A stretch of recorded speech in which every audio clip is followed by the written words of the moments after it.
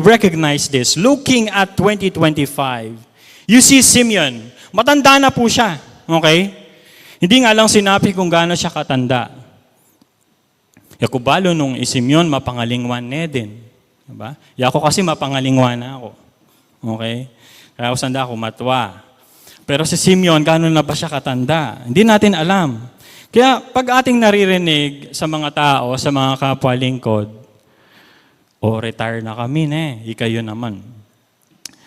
Are we giving limits? Are we the one giving limits to what God can do to us? Sa kanyang pagkilos sa kanyang lingkod, is it God that we serve put limitations sa atin? Or are we the one giving limitations to God can do to us? Yan po ay realidad. Kasi I am sick and tired of hearing.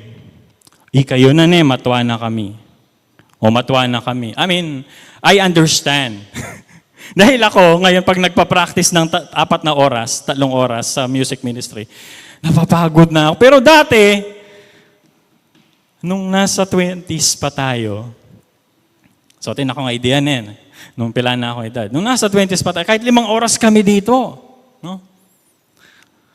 Katulad nila Jude, nila CJ, we can stay practice. No? Iba-iba. Sumasama pa kami sa mga extension work, ministry. Ang mga youth ba natin ngayon, gustong-gusto ang mga outreach? O ayaw nila kasi iba ang amoy? Are we the one giving limitations to the reach of God?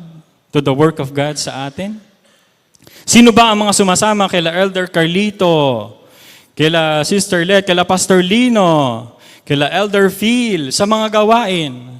Kaila Elder Rene. O ang mga church, sa Sunday lang sila maligalig. Are we giving limitations to the service of God? Kasi si Simeon, kahit sa kanyang pagkatanda, he is looking after to seek God and serve God. I'm just saying, we cannot and we should not put an end or limits to the work of God. Sa kanyang pagkilos sa bawat lingkod, ang sabi nga po ng Efeso 3:20, sa kanya na nakakagawa ng higit pa, okay? Higit pa sa kaysa maaari nating hilingin at isipin sa pamamagitan ng kanyang kapangyarihang kumikilos sa atin. O baka walang kumikilos sa atin, kaya matamad mo. Kaya hindi tayo makakilos. Ang galing nating magplano, if we look for our accomplishments, ano ba ang nagawa ng ating plano? Paano yung pagkilos? So if we look at 2024 and we look forward 2025, we know what to correct. May pagkilos po ang banal na Espiritu. Sa mga kabataan, this is also a response to you, youth. Sa inyong mga kabataan, 1 Timothy 4:12, let no man despise the youth.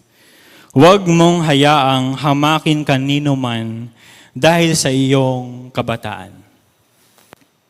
Sa halip, sikapin mong maging halimbawa sa mga mananampalataya. Saan? Sa iyong pagsasalita.